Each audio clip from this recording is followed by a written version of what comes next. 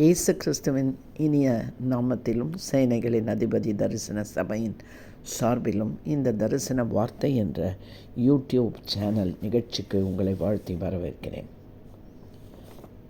பாவம், சாபம், வியாதி, பிசாசு, பாதாளம், மரணம், வானம், பூமி இவைகளின் மேல் அதிகாரம் உடைய தேவன் மனிதனுடைய சுயத்தின் மேல் அதிகாரம் எடுக்கவில்லை. தேவன் ஒருவேளை அந்த சுயத்தின் மேல் அதிகாரம் எடுத்திருந்திருந்தால் நம் ஆதிப்பிதாக்களாகிய ஆதாம் ஏவாள் பாவம் செய்திருக்கவே முடியாது. சிலர் கேட்பார்கள், தேவன் ஏன் நன்மை தீமை அறியத்தக்க அந்த மரத்தை ஏதேன் தோட்டத்தில் வைத்தார்? அது இல்லாதிருந்திருந்தால் ஆதாமும் ஏவாளும் பாவம் செய்திருக்க வாய்ப்பே இல்லை என்பார்கள். அப்போ நம்ம ஆதாம் ஏவாள் என்ன செய்திருப்பார்கள் தெரியுமா? ஜீவ விருட்சத்தின் கனியை எடுத்து புசித்து இன்னும் பெரிய பிரச்சனைக்குள் மாட்டியிருப்பார்கள்.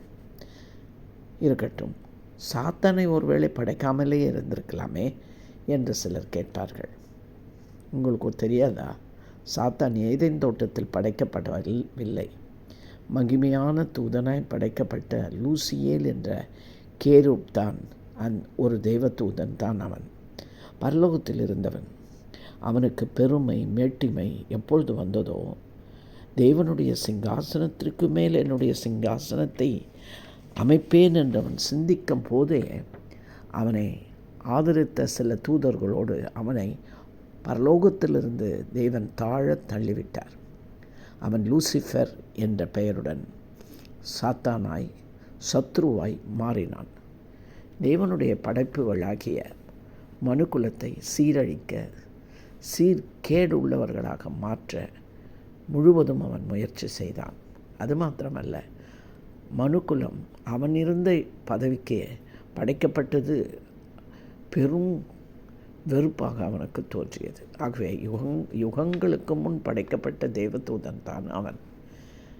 இப்பொழுது தள்ளப்பட்ட சாத்தானாய் ஏதேன் தோட்டத்துக்குள் தந்திரமாய் சர்வத்தின் மூலம் நுழைந்தான். மனிதன் ஆவி, ஆத்மா, சரீரத்தால் இருப்பவன்.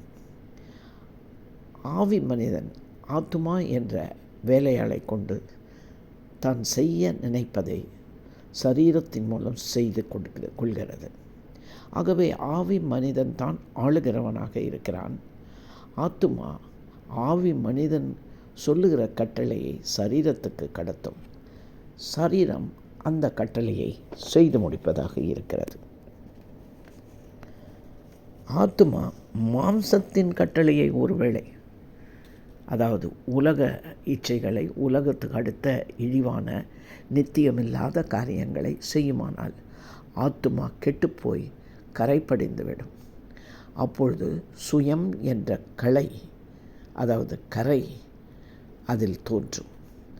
ஆவி சொல்லும்படி செய்வதா, மாம்சம் சொல்லும்படி செய்வதா என்று நிதானிக்கும் சிந்தனை தான் சுய விருப்பம், சுயம் என்று அழைக்கப்படுகிறது.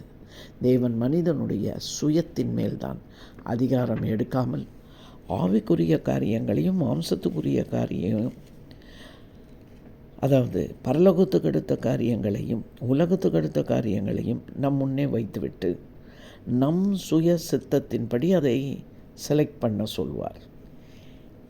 எதை செய்தால் நல்லது என்றும் எச்சரிக்கையும் தருவார். உதாரணத்துக்கு பரிசுத்த வேதாகமத்தில் உபாகமம் 30:19-20 பார்த்தீர்களானால் ஆசீர்வாதத்தையும் சாபத்தையும், ஜீவனையும் மரணத்தையும் நம் முன் வைத்திருக்கிறார். அதில் நாம் பிழைத்திருக்கும்படி ஜீவனை தெரிந்து கொள்ளுங்கள் என்று ஒரு எச்சரிக்கையும் கொடுக்கிறார். ரோமருக்கு எழுதின நிருபம் 8:5-6 சொல்லப்பட்டிருக்கிறது, தேவனிடத்திலிருந்து தான் ஆவி நமக்குள் வந்தது. நம்முடைய ஆத்துமா, நாம் அந்த ஆவி சொல்லுகிற பிரகாரம் நடந்தால் ஆத்தும மரணத்துக்கு தப்பலாம்.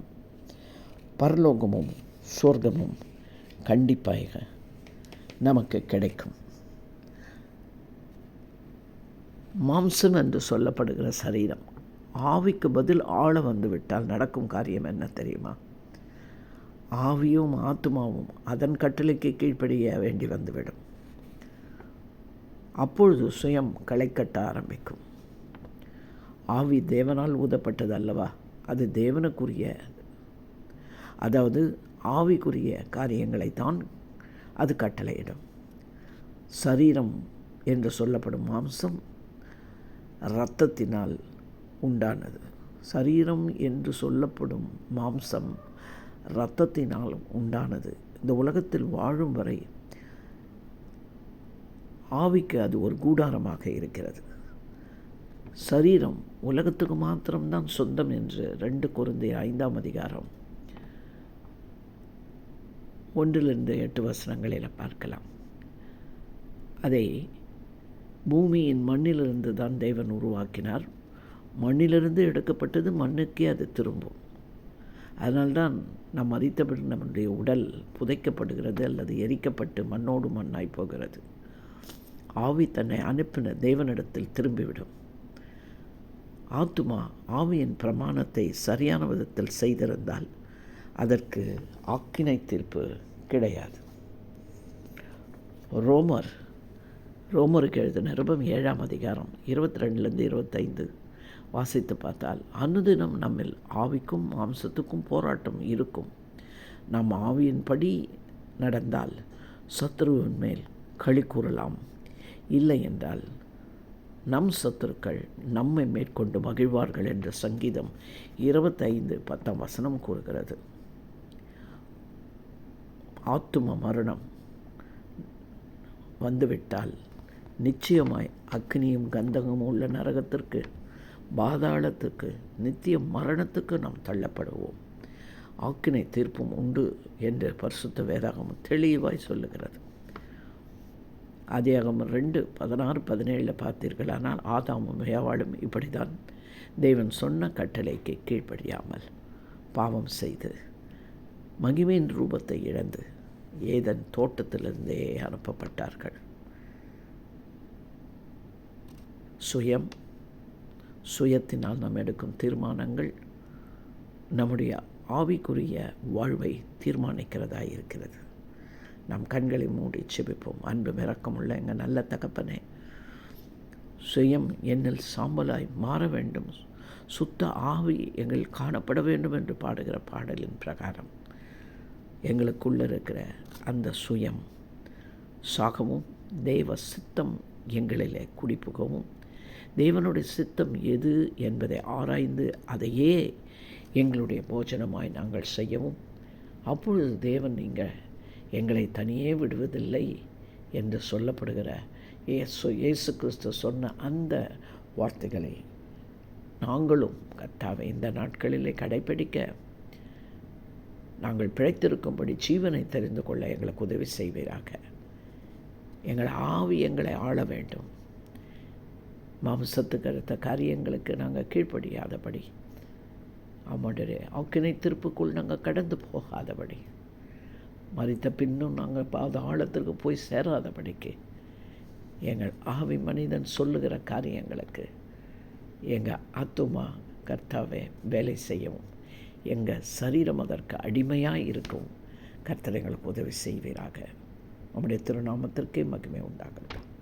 இயேசுவின் மூலம் செபிக்கிறோம் எங்கள் நல்ல பிதாவே, ஆமென். இப்பொழுதும் கேட்டுக்கொண்டிருந்த நீங்கள் இதே ஆவி, ஆத்துமா, சரீரம் என்ற பகுதியினால் உண்டாக்கப்பட்டிருக்கிறீர்கள்.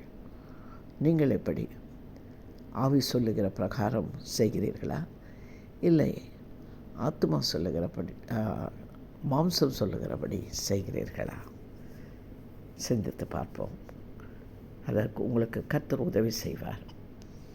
இப்படிப்பட்ட சத்தியத்தை நாம் அறிந்து கொள்ள வேண்டும். அப்பொழுதுதான் உலகத்தில் இருக்கும் வாழ்க்கையை மாத்திரம் நாம் நம்பிக்கொண்டு இல்லாமல், மரித்த அடுத்த நிமிடம் நாம் எங்கே போவோம் என்பதான வாழ்க்கைக்கும் இப்பொழுதே நாம் யோசிக்க ஆரம்பிப்போம், இப்பொழுதே செயல்பட ஆரம்பிப்போம்.